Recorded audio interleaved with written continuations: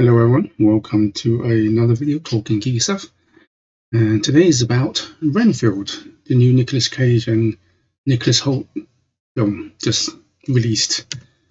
But as normal, before I guest start, so spoiler alert. So 3, 2, 1, you have been warned, spoiler alert. And as usual, I always play the trailer. And being Universal, I'll probably get copyright, just like the Mario video I posted the other day. But you know what? I don't have enough subscribers to make any money, so they can do what they want.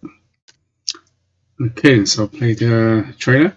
So yeah, I just got back again, as I always say, a couple of hours while it's still fresh in my mind. So here's my thoughts.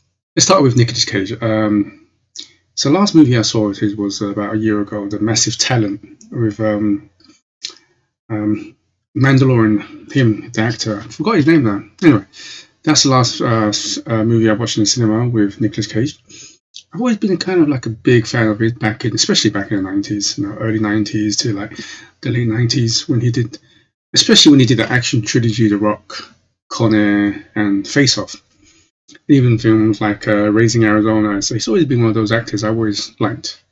Kind of like it's Nicolas Cage. He's that actor. He's a good actor as well. Like even Las Vegas, where he won Best Actor for it.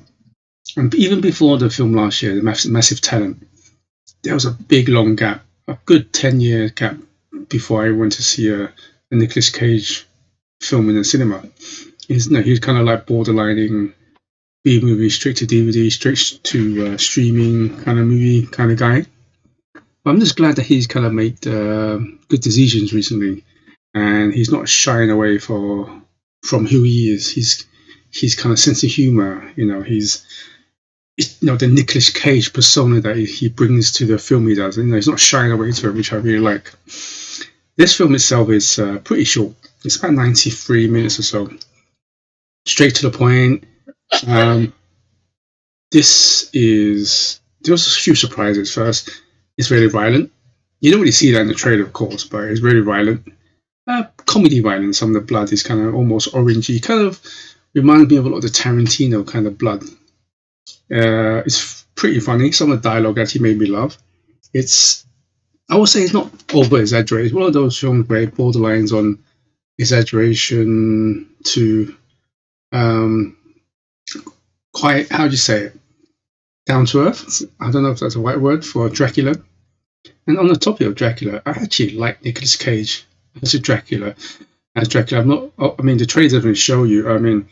His character, the way he plays Dracula he's definitely still the show. I love his Dracula portrayal. It's funny, sinister, and scary at the same time.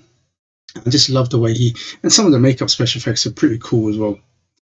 As I said earlier, it's a really short film. I think it does the job right. I think it could have been a little bit longer. Maybe there's a director's cut coming out soon, because I'd love to have seen Renfield's kind of like history. There's a little bit of flashbacks, and I found that pretty interesting. And I would love to have seen, maybe they do like a special or something like like a cut scene in the specials of a Blu-ray where they have the Adventures of Dracula and Renfield up to shenanigans in the past, in the early centuries. That would be fun. So it starts off in this kind of like gym where people's talking about their feelings and so on, right? And that's where the flashback happens, like a couple of minutes straight to the point, and how he got to where he is now. I think he's in New Orleans or somewhere like that. And it's kind of like it starts where these kind of vampire hunters were attacking Dracula, and how Nicholas or Renfield saves him, and they have to move all the way here while Dracula is recovering from his injuries. What I liked about this kind of place where all these people are talking about their feelings, it kind of is a good metaphor where people it's a subject of people who are still in their toxic relationship, be it their husband or wife, and why do people still stick around. And that's true. It's while you're watching this film, you kind of ask yourself, why is Renfield still with Dracula? And that is real. A lot of people are still with their partners who are abusive. Cheating on them is one of those things that all humans kind of have, a trait that they stick with things. I don't know, maybe it's a psychological thing. There's a word out there I need to do a bit of research, but they stick to their partners, they stick to things that kind of hurts them, then kind of makes them feel alive sometimes. And this whole meeting where people talk about their feelings and how they just can't escape their toxic partner. And it's then a mirror into Renfield's life. And it kind of explains a lot why he's still with Nicolas Cage, Dracula. So that's a really good kind of like two sides of the coin. Also, I mentioned as well, I think this is actually a lot more violent than I expected, a lot of blood. And there's pretty good action scenes in this. I didn't expect it. I think some of the fight scenes are well choreographed. Some of the shootouts are really well done. I really like the characters in there. You know, there's this kind of like, oh yeah, Aquafina, I think that's her name. She's in this. I never not liked her or disliked her. I mean, she's always okay. You know, all the roles she's been in, she's always kind of played the kind of same character. But in this one, I actually really enjoyed the performance. You know, she wasn't too overbearing. She wasn't like, you know, trying to be funny. I think her character is just right for what they need her to do. She's a cop, a police officer, and she's trying to kind of stay straight in a corrupt city and a corrupt police force, trying to do good with her father, finding the father's killer, which is the gang. I can't remember what the gang's family's called now. You know, he's trying to get revenge, but also not trying to go above the law.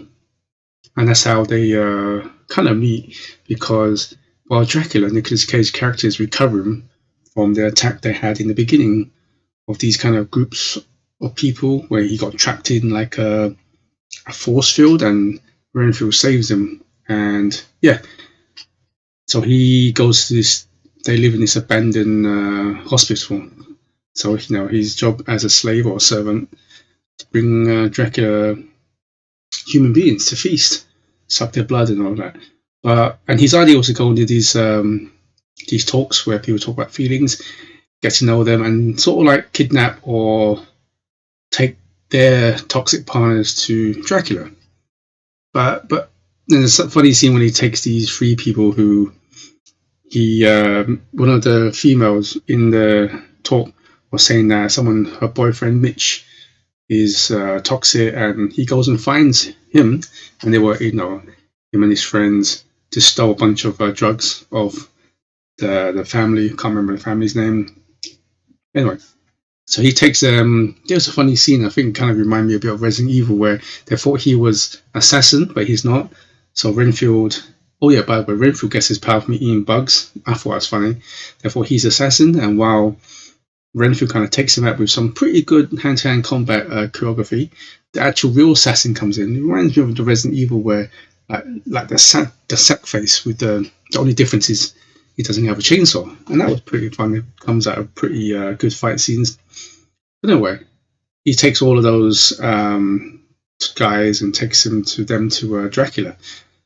And you see Nicolas Cage man kind of still recovering. His face is all battered and crouching. And he starts sucking their blood, but of course their blood is not pure. And you know, it's like kind of good dialogue where it's all about, you know, give me some nuns, give me some tourists, give me a bus of cheerleaders. And there's a little good dialogue between these guys. I'm not talking about just girls, I'm talking about boys and girls. Don't make this a sexual thing. I thought it was pretty fun. Anyway, so there's a bit when he's in the bar, and then just out of the blue he sees a table full of nuns and a bus load of cheerleaders coming, and he was about to do something, and then a big shootout, and they called me a hero, and it kind of starts from there. So this film is really good. I think it's definitely worth watching. Short, nice and sweet, pretty good violence, funny in some places. It's actually also pretty heartwarming in some places, because there's a lot of a hidden message about how to say, no, human beings, when we get into things, no matter if it's good or bad, we tend to just suffer sometimes. And I think human beings are like that, and it's a sub message trying to tell you that, you know, you don't have to suffer. You have to be brave enough to kind of say no and escape the toxic relationship you're in, sort of thing. And the only way to do it is yourself, you know, have some bravery. But at the same time, you know, you need to open up and get support. You're not alone in this place. And so that's also like a hidden message as well. I keep on saying Nicolas Cage is coming back. I've talked to my friends. I'm just glad that he's choosing his roles a lot better. I'm glad that he's not running away from kind of like who he is, because when you watch this film, there is Nicolas Cage in there behind the makeup. Speaking about makeup, I love every time you see Dracula, every time you see him, he kind of heals up and heals up and heals up. I thought that was really good. So anyway, going on too much, I have to say, yeah, thank you for staying to the end. And before I say goodbye, I want to give this a rating. I'll give it a 7 out of 10. Definitely worth watching. One of the better films this year, straight to the point. And yeah, I'd love to see maybe a director's cut, because I would love to have seen like a Dracula and Renfield day out, how their shenanigans, what they did back in the day. That would be fun. Anyway, like I said, 7 out of 10. Great film. Go and see it. Not too long, only 93 minutes. So yeah, thank you guys and girls for staying to the end. And good morning, good afternoon, and good evening, wherever you are in the world. And yeah, please stay safe. Goodbye.